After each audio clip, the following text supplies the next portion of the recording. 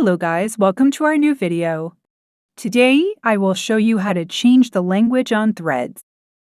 First, open the Threads app and go to your profile by tapping on your profile picture. Next, tap on the settings icon at the top right. Scroll down and select Language from the Settings menu. Choose your preferred language from the list, and it will be applied instantly. That's it. Your Threads app is now in your selected language. If this video helped you, don't forget to subscribe to the channel and like and share the video. Thank you for watching.